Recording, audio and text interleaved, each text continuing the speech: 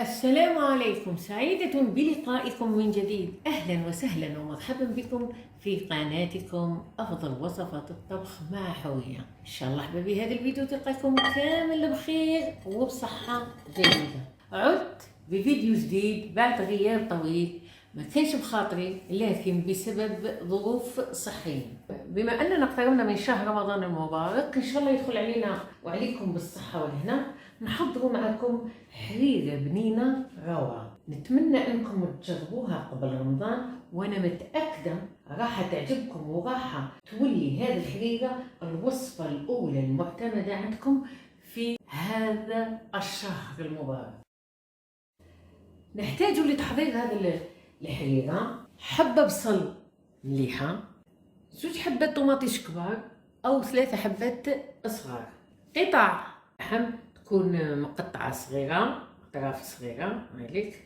وبالنسبة للكميات تكون كمية ماشي كثيرة، كمية قليلة. ومن الأحسن يكونوا عندنا قطع بهم عظم، لأن هذا العظم يعطي بنة وطعم لذيذ بزاف للحريرة. 2 مغارف كبار مركز الطماطيش، كمية تاع حمص، و2 مغارف كبار عدس نفختهم من قبل بنهار واليوم الثاني نستعملهم. 2 مغارف كبار روز غسلته ثم نشفته من الماء. قزبر، كرفس كانوا عندي في الكونجيلاتور، 2 سنينات ثوم نستعملهم في البداية، و2 سنينات ثوم نستعملهم في النهاية في خليط فرينة اللي نضيفوه للحريرة. وبالنسبة للتوابل لدينا الملح، راس الحانوت، كروية، فلفل عكري، فلفل كحل، وقزبر يابس. وطبعا لدينا الزيت، هنا عندي زيت الزيتون والزيت العادي، ولدينا ايضا مغرفة عسمن. نجوزو للتحضير. بسم الله. ننزع هذا اولا، ناخذ لاشوار نوضعو فيه البصل، نقطعو قطع عشوائية، نوضع فيه 2 سنينات ثوم،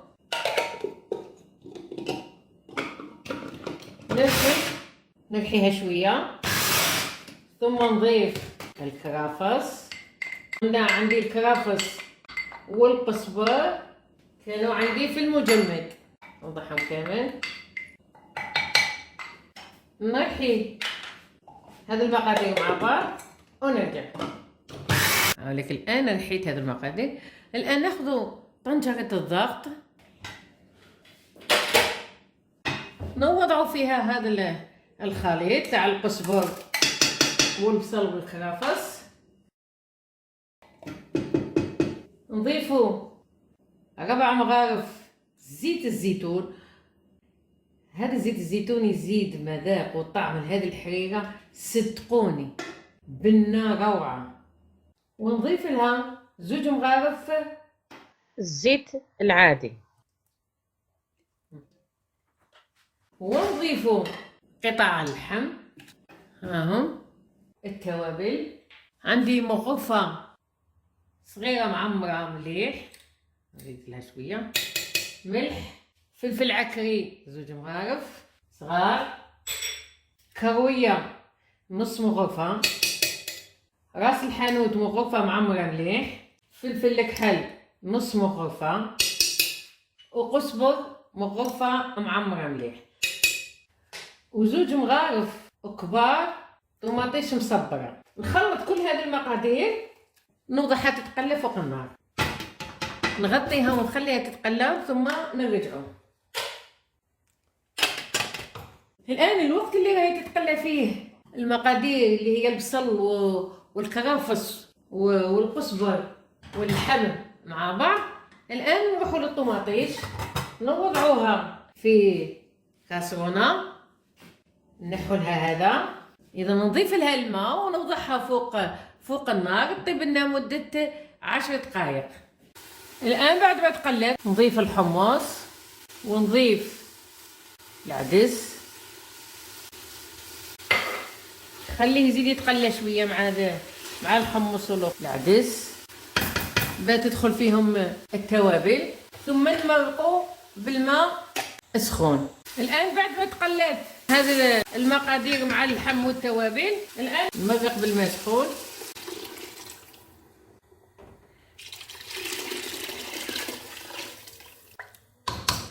نغلق الآن على الكوكوطة، نخلي الكل يطيب مدة 40 دقيقة ونرجعوا نكملوا معاكم. الآن بعد ما طابت الطوماطيش صفيتها من الماء ونحاول ننزع عنها القشرة، ثم نوضعها في الأشواق ونلحيها.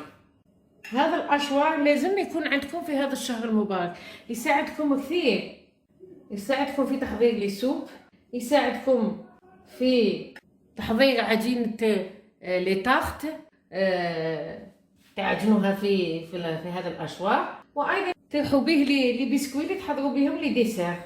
هذه قشرتها، الآن نقطعها أو نلحيها في الأشواق.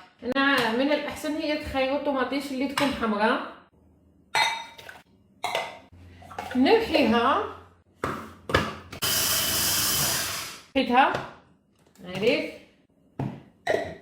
إذن الآن نخليها على جيب لما تطيب لنا الحريرة مدة 40 دقيقة، نرجعوا ونكملوا معاكم.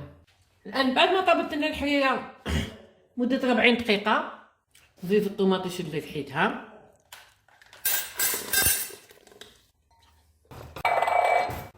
ونضيف أيضا الرز اللي غسلته وصفيته من الماء، 2 مغارف كبار.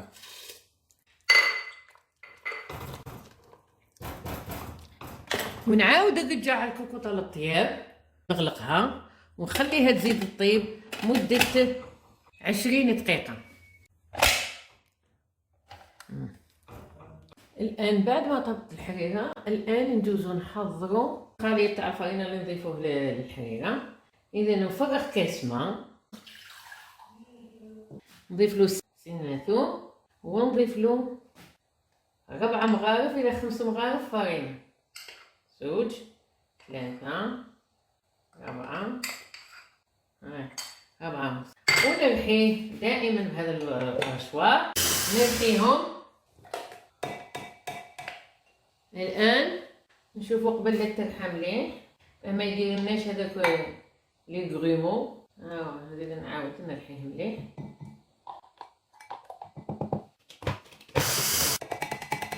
الآن بعد ما رحيت هذيك الفرينة مع الماء، نضيفها الآن للحريرة، نحو الموس ونضيفوها بالعقل للحريرة ونخلطهم. نقعد هكذا نخلط باستمرار به ما تهبطلناش الفرينة القاع القد وتنحرق. نقعد هكا نخلط حتى وين تبدا تغلي هذه الحريرة. الآن نضيف لها في الأخير مغرفة تاع الدهان، نزيد لها بنة، هذا المغرفة تاع الدهان، ونحركوها، نخليها تزيد تطيب 5 دقائق 4 دقائق، ثم نطفي عليها ونوريه لكم على طبق التقديم. الآن نجوزو نحضروا الوصفة الثانية اللي هي عبارة عن مملحات نرافقوا بهم هذه الحريرة. هذه المملحات يجوا بعجينة هشيشة خفيفة رطبة وبحشوة لذيذة روعة، والشكل صدقوني الشباب بزاف، يزيد لكم النص في طاولة إفطار رمضان. إن شاء الله يدخل علينا بالصحة والهنا.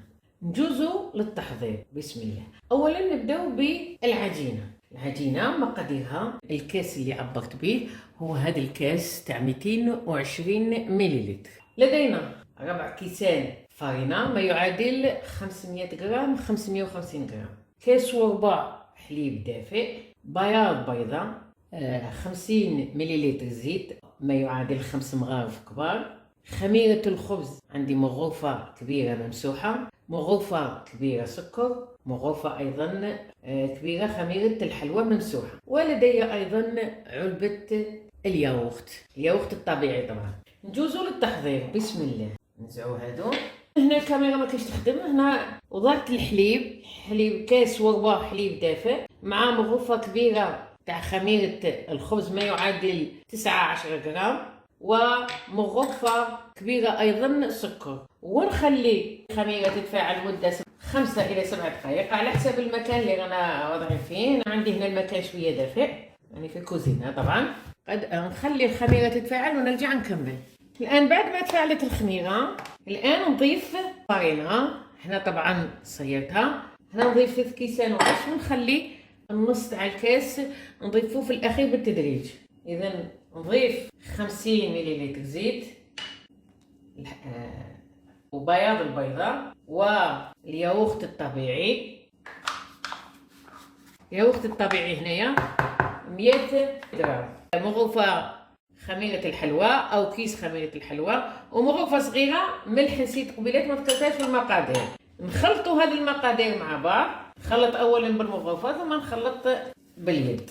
طبعا تقدروا تستعملوا هنايا البيترا، عجينة خفيفة تاع الفارينة ما تستحقش العجين بزاف، نستعملوا يدينا وخلاص. إذن هنا العجينة مازالت تستحق الفارينة، نضيف هذه بالتدريج قلنا. الآن هنايا نستعملوا يدينا، نحي المغرفة. العجينة ما تكونش طرية بزاف طبعا، نقدروا نشكلوها. لازم تكون عجينة شادة روحها وتكون طرية. نضيفها. إذن الفارينة 550 غرام دخلت لي كامل. 4 كيسان تاع 220 مليلتر. نعجنها ونوضعها تتخمر. هذيك العجينة الآن مالتها ها هي تجي طرية خفيفة وتجي رطبة. الآن نضيف لها قليل من الزيت ونوضعها تتخمر تقريبا مدة ساعة. ومن الأحسن نوضعها في مكان يكون دافئ باه تسرع عنا عملية التخمير، ونغطوها مليح. نغلق عليها ونوضعها تتخمر. إذا العجينة وضعناها تتخمر، الآن نجوزو نحضروا الحشوة اللي نحضروا بها هذه المملحة. بالنسبة لمقادير الحشوة لدينا بسم الله، عندي 250 غرام لحم مفروم، حبة بصل متوسطة مقطعة قطع صغيرة، فلفل بألوان، وإذا ما كاش عندك ألوان ممكن توضعي غير الخضر. وأيضا ممكن تعوضي الفلفل بعلبة الشامبينيون مقطعة قطع صغيرة، أو زرودية تربوها في العين الكبيرة، وأضيفوا أيضا الزيتون معها. ولدي معدنوس، ولدينا الإضافة اللي أضفتها اللي راح تزيد بنة لهذه الحشوة اللي هي 2 مغارف كبار صلصة الصوجة. وبالنسبة للتوابل لدينا كركم، قزبر يابس، بودرة الثوم، فلفل الكحل والملح، وطبعا لدينا الزيت. نجوزو للتحضير. نأخذ كاسرونة نوضع فيها البصل، نقلي فيها البصل، نوضع فيها 3 مغارف إلى 4 مغارف زيت، نضيف الملح لهذا البصل، نضيفوا التوابل فلفل الكحل قزبر كركم، نخلطوا ونخلوا البصل يتقلى، نخلوا البصل يذوب شويه، ثم نضيفوا له الفلفل بالالوان.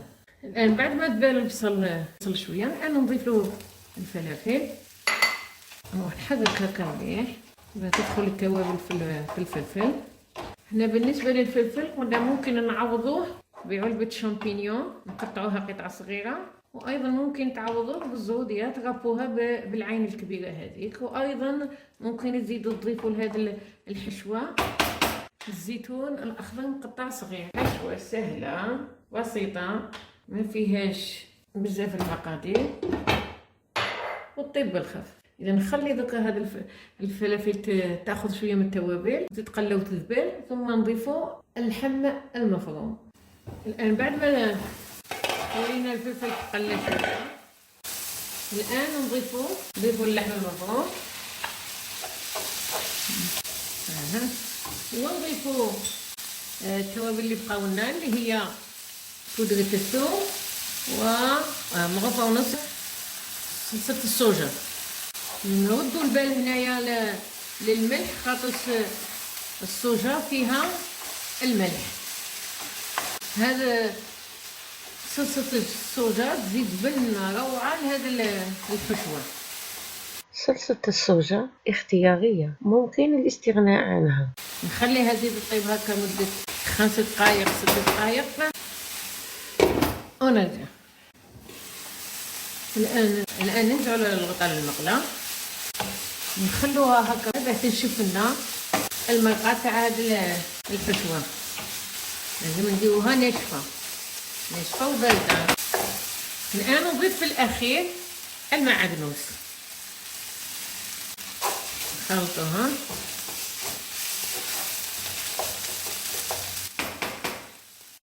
الحشوة تاعنا الآن وجدت. الآن نطفي عليها ونخليها تبرد، ثم نرجعوا ونشكلوا هذه المملحات. هذه الآن العجينة خمرت. نقطعها الآن إلى قطع، ممكن نقطعها لهنا إلى 12 أو 14 انقطاع. نشكلهم كامل كرات ونخليهم يرتاحوا مدة 10 دقائق بيسهل لي نحللهم ونعمرهم بالحشوة. هاي لك الحشوة بردت. الآن أنا نشكل الكرات الآن، ثم نخليهم يرتاحوا ونرجع ونشكل معكم هذا المملح. الآن بعد ما ارتاحت الكرات 10 دقائق، الآن نبدأ في تشكيل هذه المملحة. نرشوا بقليل من الفرينة السطح العمل ونحللوا العجينة. نحللوها شوية من الحشوة في الوسط، ونلموا العجينة كما نديروا العرايش، وما ندركوش من الفوق نلصقوها، ندركو من تحت هاك، نغلقوه من تحت هاك، نديرو يدينا من تحت. ونقطعوا الآن العجينة هكذا من 3 أطراف كامل. وندوروا الآن العجينة هاك، هذا نجيبوه اللان وهذا نجيبوه اللان وهذا نجيبوه اللان. هاك شوفوا الشكل شحال شباب. نوضعوها في السنيوة، نزيدو نشكلو أخرى. نرشو سطح العامل بقليل من الفرينة، ما نديروش بزاف ما تنشفناش العجينة وتولي عندنا العجين هنا يابسة. نحللوها، نوضعو الحشوة في الوسط، نديرو شوية ونغلقو العجينة كما نغلقو العرايش.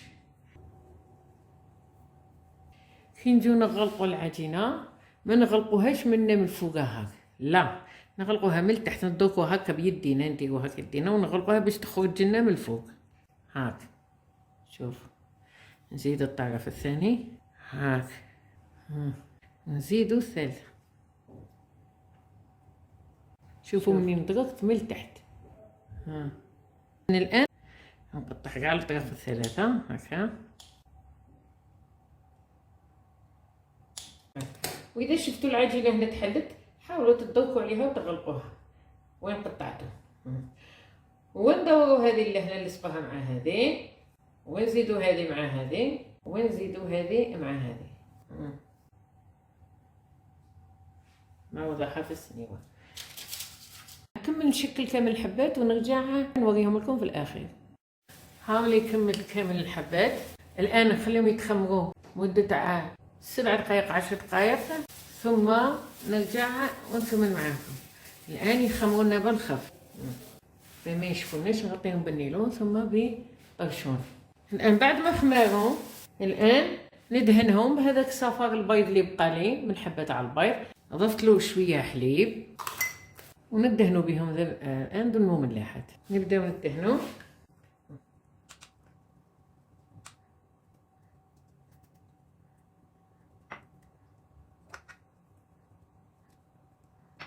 ونرشوهم بالجلجلان. نديرلهم البيض ونرشهم بالسلسلة، ما تخلوش حتى ينشف البيض معاك ترشوا بالجلجلان، ما يلصقش الجلجلان هكا. رشوا اطلوا 2 حبات بالبيض ورشوهم بالجلجلان. نكمل ندهنهم بالبيض ونرشهم بالجلجلان، ثم ندخلهم يطيبوا على فرن سخنته مسبقا على 180 درجة، ينخبزوا لنا مدة من 20 إلى 25 دقيقة. هاي لك الآن بعد ما طابوا. الآن ندهنهم بقليل من الزبدة، هاي لك حسب حرارة الغرفة. تعطيلها لمعة وزيد ينحي لنا ريحة الزفرة تاع البيض. ندهنوهم ما بيد سخونة، عجينة تتشرب هذاك الزبدة. نغطيها مدة 10 دقائق بهذيك الرطوبة ترجع عليها، وترجع هذه المملحات طرية أكثر وأكثر. نخليها 10 دقائق ثم نرجع ونقدمهم لكم على طبق التقديم مع الحريرة اللي قدمناها اليوم. هذه الحريرة اللي طيبناها، هاي الآن هذه الحريرة نرشوها في الأخير بالنعناع اليابس. هذيك ريحته بين يديا هاوليك. ونرش هذه الحريره في الاخير هكذا بالنعناع اليابس. هذا النعناع يزيد لها ذوق روعه في الاخير. هاوليك المملحات اللي حضرناهم اليوم، شوفوا الشكل تاعهم روعه. يزيدوا النص في طاوله الافطار في رمضان، ان شاء الله يدخل علينا بالصحه والهنا. نسقلكم من هذه الحريره.